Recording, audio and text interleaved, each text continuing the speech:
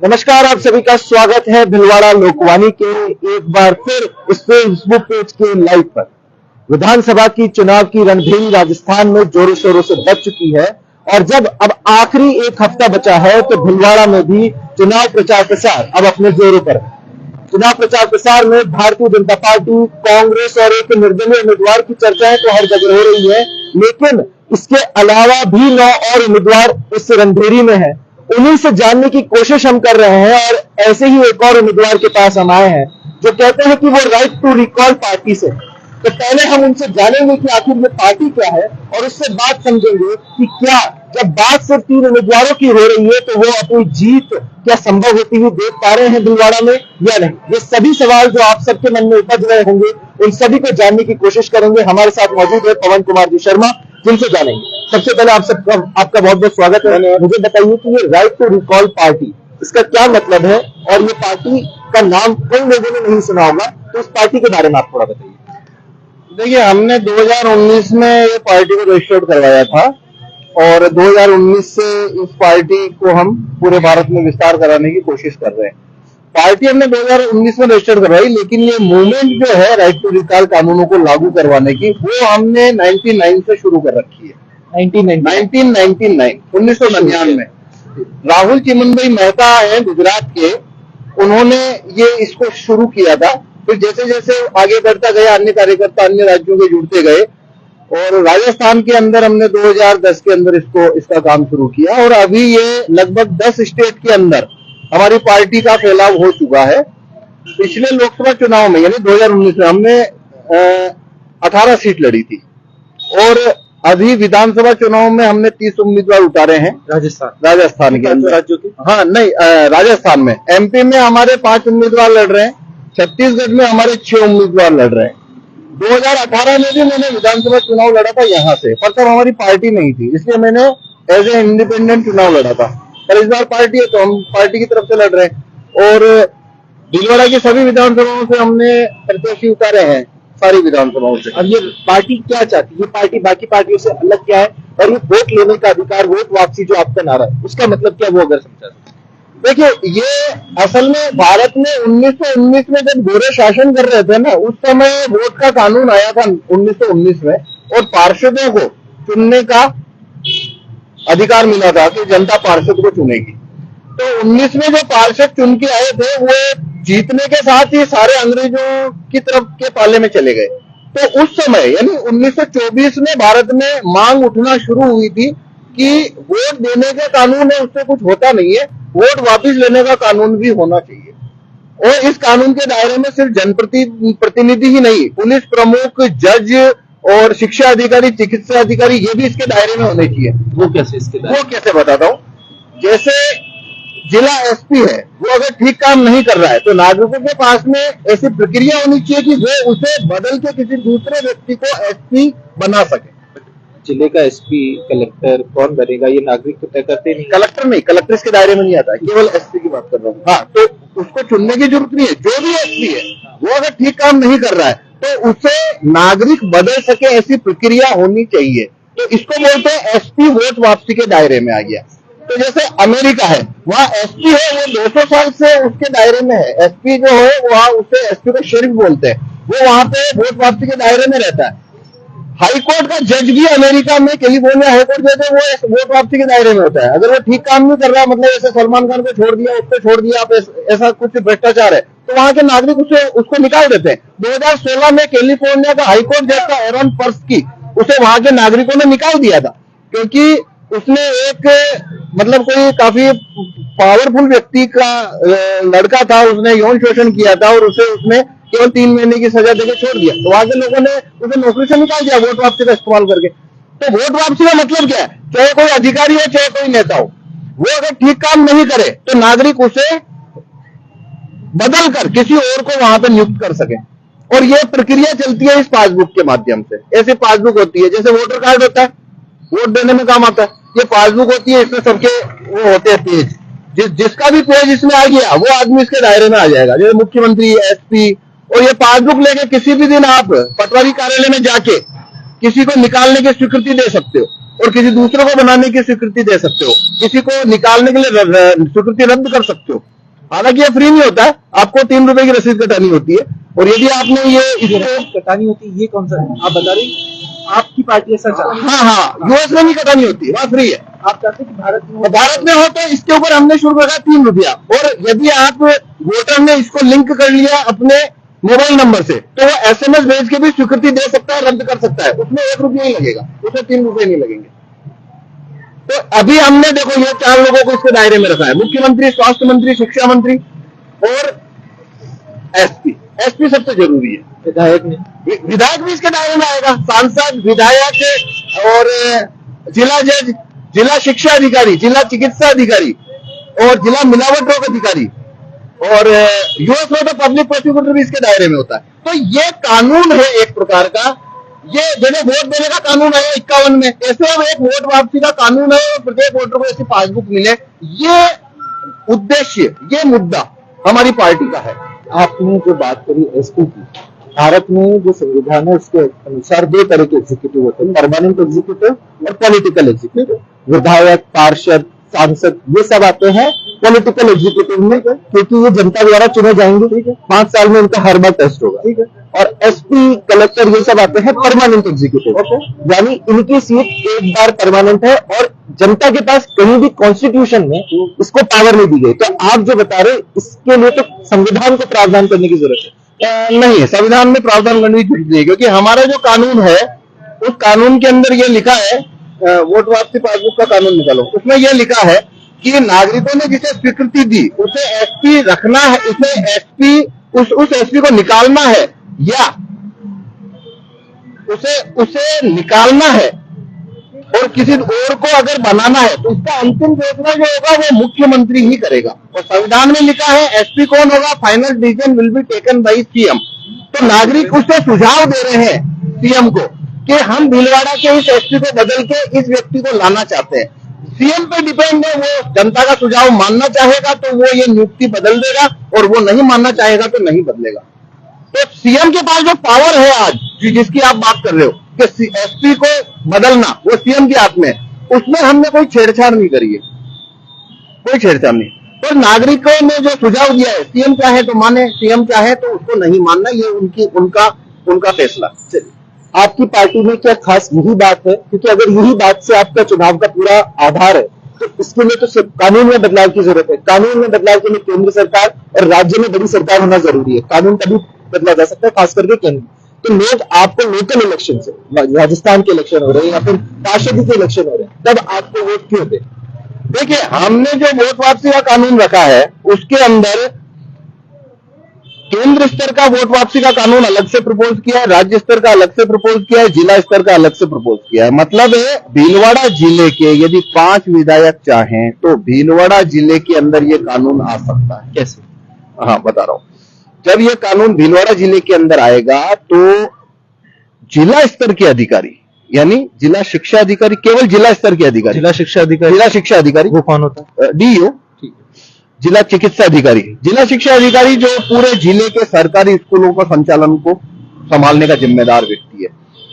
जिला चिकित्सा अधिकारी जो सारे एमजी और उसके सारे 2, जिला मिलावट रोग अधिकारी 3 और जिले का एसपी 4। ये 4 लोग जो जिला स्तर के हैं ये इस पासबुक के दायरे में आ सकते हैं और 5 विधायक चाहे तो ये कानून लागू कर सकते हैं। उसके बाद में इन लोगों की नियुक्ति से संबंधित फैसले के बारे में नागरिक पासबुक का इस्तेमाल करके स्वीकृति दे सकते हैं और सीएम चाहे तो नागरिकों के सुझाव के आधार पर उन्हें बदल सकते हैं या नहीं भी बदल सकते। आप मेरी बात समझिए ना, अगर 5 विधायक भी भिलवाड़ा में भी इसको एप्लीकेबल कर दें, at the end of the day मुख्यमंत्री की सहमति होना जरूरी है। और मुख्यमंत्री की सहमति जब भी होगी जब उसी पार्टी का कोई मुख्यमंत्री होगा। नहीं, दूसरा पार्टी का मुख्यमंत्री किसी दूसरी पार्टी की बात को मानेगा, आपको ऐसा लगता है? नहीं, लगने की बात है जो जी ऐसा करते हैं। हाँ, हमेशा होता है। मैं आपको कई एग्जाम्पल दे देता हूँ भारत में। हाँ, भारत में दे देता हूँ कि अभी जैसे किसान बिल है तो वो वापस क्यों हुए? वो इसलिए वापस हुए, पब्लिक डिमांड है। पब्लिक डिमांड जब खड़ी होती है तो सरकार किसी की भी हो वो उसे उन्हें मानना होता है। पब्लिक डिमांड, ये कानून जो हमारा है ये कानून जो है पासबुक दीजिए, इसमें कहीं पार्टी का नाम है ही नहीं, ये पब्लिक डॉक्यूमेंट है। कोई भी दुनिया का, भारत का कोई भी व्यक्ति, कोई भी संगठन इस कानून पे अपना नाम लिख के इसको अपना बना सकता है। इसमें कोई कॉपीराइट नहीं, कोई मोनोपोली नहीं है, कोई वैसा नहीं है। जैसे आरटीआई ये कानून है, किसने लिखा आपको पता है? बताइए, किसने आगे बढ़ाया पता है आपको? कांग्रेस पार्टी लेकर आई थी तमिलनाडु से, लेकर आई थी सरकार, तो वो कानून को आगे किसने बढ़ाया था? नहीं पता, नहीं पता। जीएसटी किसने लिखा बताइए? नहीं पता। क्यों नहीं पता? कानून के कोई ऑथर नहीं होते, कानून एक प्रक्रिया होती है। कानून वैसे तो लिखा तो अधिकारियों द्वारा जाता है और सरकारें और पार्टियां इनको प्रपोज करती है, एक व्यक्ति के द्वारा। मेरा मतलब है कि उसमें ऑथर मैटर नहीं करता, कानून में ऑथर मैटर नहीं करता। तो ये कानून है, धारा 1 से शुरू होता है, वोट वापसी पासबुक का कानून, और इसमें 15 धाराएं हैं, और ये कानून यहाँ पे मतलब 10 धाराएं, ये कानून यहाँ खत्म हो गया। अब ये किसने लिखा है मैटर नहीं करता। ये 10 धाराएं गैजेट में छपे, इसकी मांग अगर खड़ी हो गई तो जो भी विधायक है, मांग की बात कर, हाँ, कि जब मांग एक विपक्षी पार्टी के द्वारा, जो पार्टी में उनको पॉलिटिकली चैलेंज कर रही है, उसकी होगी, तो क्या कोई भी आपकी विपक्षी पार्टी इसको कभी लागू करने के लिए सहमत बनेगी? मेरा ये सवाल। हाँ, तो अभी आप देखो, आप किसी भी वोटर के पास यहाँ इस इलाके में जाके देखना, जहाँ मैंने कैंपेन किया, मैं उन्हें कहता क्या हूँ, मैं उन्हें ये कहता हूँ कि आप ये कानून चाहते हैं तो 2 में से एक काम करें, जिसे वोट करते हैं उन्हीं से कहिए कि ये पासबुक का कानून लागू करें, हम आप ही को वोट देंगे, पर आप ये कानून लाके दो। और अगर आप ये कानून नहीं लाओगे तो हम आपको वोट ही नहीं देंगे। ऐसा मैं उनको मेरा कैंपेन फॉर्मेट ये है। मतलब मैं उन्हीं लोगों से ये कानून लाना चाहता हूं जो सत्ता में बैठे हैं, और मैं उन्हीं के मतदाताओं से कहता हूं कि आप वोट जिन्हें देते हैं उन्हीं से ये कानून लाने की मांग करना शुरू करो। मेरा कैंपेन फॉर्मेट ये है। तो इसके लिए चुनाव में खड़ा होना जरूरी था? हाँ, अगर मैं चुनाव में खड़ा नहीं होऊंगा तो मेरी बात नहीं सुनी जाएगी, मैं पॉलिटिकल प्रेशर क्रिएट नहीं कर पाऊंगा। क्योंकि मेरा सेकंड प्रस्ताव जो होता है वोटर को, कि यदि अगर आप मुझे वोट देना चाहते हैं तो आपके वोट देने से मेरी गिनती बढ़ेगी और यह मांग आगे बढ़ेगी। तो या तो आप उनसे मांग करें, जो बड़ी पार्टियां हैं बीजेपी कांग्रेस, तो दबाव बनेगा, और या फिर आप मुझे वोट करेंगे, मेरी गिनती बढ़ेगी, 2000 मेरे को वोट आएगा, वो 3000 हो गया तो ये मांग और आगे बढ़ गई, 5000 हो गया और आगे बढ़ गई। मैं दोनों तरफ से इस तरीके से मांग खड़ी करने के मुद्दे पे काम कर रहा हूँ असल में। तो अगर मैं चुनाव में नहीं आऊंगा तो मैं ये मांग खड़ी करने पे पॉलिटिकल प्रेशर नहीं क्रिएट कर पाऊंगा। फिर अभी आप जब जनता के बीच में जाते हैं तो जब जनता के बारे में जाते हैं तो जनता आपको क्या फीडबैक दे रही है? क्या जनता इस बात को समझ पा रही है? जनता इस बात को लेकर एक्सेप्टेबल है? देखो, सबसे पहला इंप्रेशन जो मुझे मिलता है 100 में से 99 बार, कि आदमी चौंक जाते हैं। वाकई वो चौंक जाते हैं बुरी तरह से कि ऐसा कानून और दुनिया में होता है, हमें ये पता क्यों नहीं लगा आज तक। चौंक जाते हैं जब मैं उन्हें बताता हूं कि एसपी और हाईकोर्ट जज वोट वापसी के दायरे में है अमेरिका और कनाडा जैसे देशों में, और भारत में ये मांग विजय सिंह जी पथिक ने 1923 में रख दी थी कि भारत में न्यायाधीश और एसपी है, इनके ऊपर वोट वापसी कानून चाहिए। ये 1923 में रख दी थी विजय सिंह जी पथिक ने। तो लोग चौंक जाते हैं और बाद में वो इस कानून को पहली अनिवार्यता मानते हैं कि ये कानून आना ही चाहिए। मेरा जो रेस्पॉन्स है वो, और हम सब जो कैंपेन चलाते हैं हमारे पास यही रेस्पॉन्स है। मतलब मोर देन 98%, मतलब 98% पर्सन है वो ये कानून चाहते भी हैं और बहुत शिद्दत से चाहते हैं। नोटा को लेकर आपका क्या मानना है? देखिए, नोटा के अंदर तो नोटा तो वोट कैंसिलेशन में जाता है, तो नोटा में क्या होता है? उसमें तो कुछ होता नहीं है। मान लीजिए हम 2 आदमी खड़े हैं, इनको 10 वोट मिले, मेरे को 11 मिले, नोटा को 90 मिले, तो भी वो तो आज तक कहीं पर भी, खास करके हम जिस विधानसभाओं में खड़े, वहां पर अभी तक नोटा इतना बड़ा मार्केट और जो शेयर है वो लेकर नहीं आया है। नोटा हमेशा बहुत ही मामूली वोट है। तो जब लोगों को तो वो कैंडिडेट पसंद आ रहा है, और भीलवाड़ा में जब एक ही कैंडिडेट लगातार रिपीट हो रहा है, तो यानी लोगों को तो पसंद आ रहा है, तो लोग कहेंगे कि हम वोट वापसी की बात भीलवाड़ा में क्यों करें? नहीं, नोटा कैंडिडेट नहीं है, वो तो वोट कैंसिलेशन का बटन है। नोटा मतलब मुझे कोई पसंद नहीं है। हाँ ठीक है, मुझे कोई पसंद नहीं है। भीलवाड़ा में ही अगर सीटों की बात कर लूँ तो नोटा का जो परसेंटेज होता है वो बहुत ही मिनिमम होता है, 2% भी नहीं पहुंच पाता। यानी जनता को कोई कैंडिडेट पसंद आ रहा है। इसी में एडिशन ये है कि जब जनता एक ही उम्मीदवार को बार बार रिपीट कर रही है, तो फिर आपकी जो बात कर रहे हो कि वोट वापसी, जनता तो अगले इलेक्शन तक उसे वही पसंद कर रही है। तो फिर भीलवाड़ा जैसी जगह पर तो वो आपकी विधायक के लिए बात, उसका वोट हम वापस लेंगे, वो मायने नहीं रखता है। देखिए, क्योंकि मैं उसका वोट बदलने के लिए उसको मैं बोल ही नहीं रहा हूँ कि तुम वोट बदल दो अपना। वो वही, तुम्हें कौन सा कैंडिडेट पसंद है? बीजेपी का, तो बीजेपी के कैंडिडेट से मांग करो कि ये कानून लो, सिंपल है। तो मैं वो वोट तो उसको बदलने को कहीं नहीं, वोट बदलने की नहीं कह रहा। आप कह रहे हो कि एक कैंडिडेट को मैंने वोट दिया था, मान लीजिए आपको मैं चुनाव में वोट देता हूँ, आपकी पार्टी का कहना है कि आपको मैंने देख लिया 2 साल आप काम नहीं कर रहे, तो मैं जाऊंगा किसी भी सरकारी दफ्तर में, बोलूंगा कि मैंने इनको जी को वोट दिया था, मेरा वोट इनसे वापस ले लीजिए। यही बात है। मान लीजिए आपको 51% वोट मिले थे, 20% लोगों ने मांग कर ली वापस जाकर कि आपका वोट ले लीजिए, तो आपके बचे 31%, किसी और कैंडिडेट को 41% वोट मिल रहे थे, या किसी और कैंडिडेट को वोट नहीं मिल रहे, कम मिल रहे थे, तो फिर आपके कटे हुए वोट वो कहां जाएंगे? वो क्या उनका फिर नोटा मान लिया जाएगा उन वोटों को? नहीं, ऐसा नहीं होता है। देखिए, इसमें क्या होता है, जो पदासीन व्यक्ति है वो बदला तभी जाएगा जब नागरिकों का बहुमत यानी 51% लोग किसी और व्यक्ति को उस कुर्सी पर बिठाने के लिए स्वीकृति दे। किसी का वोट कैंसिल करने से, मतलब किसी का 41% है, किसी का 31% है, तो प्रत्याशी नहीं बदलेगा। 51% का थ्रेशोल्ड क्रॉस होना चाहिए। मैं समझा नहीं। मान लीजिए आपको मैंने वोट दिया था, आपसे पहले आप किस पद की बात कर रहे हैं? मैं विधायक की बात, विधायक की, ओके। मैंने विधायक की बात करी, आपको वोट दिया था, मैंने आपसे वोट ले लिया वापस, ठीक है। यानी मेरा वोट अब किसी को नहीं है, तो मेरे उस वोट का क्या हुआ? इसमें कुछ भी नहीं हुआ। इसमें क्या होता है, जब चुनाव खत्म हो गए तो सारे वोट, एक जो विधायक जीता है ना, सारे वोट अब उसके हो चुके हैं। अब मेरे को, मैं अगर आपको पसंद नहीं करता हूं तो मेरे को किसी अन्य व्यक्ति को विधायक बनाने के लिए स्वीकृति देनी पड़ेगी पासबुक का इस्तेमाल करके। तो 1, 2, 3, 4 ऐसे करके जब स्वीकृतियों की संख्या 51% हो जाएगी, जब किसी भी कैंडिडेट, हाँ, जिस भी कैंडिडेट को, और वो स्वीकृतियां मतलब या तो 51 हो या फिर जो विधायक चुनाव जीत के आया उससे अधिक हो, तब वहां पे उस विधानसभा में रिकॉल पोल होगा।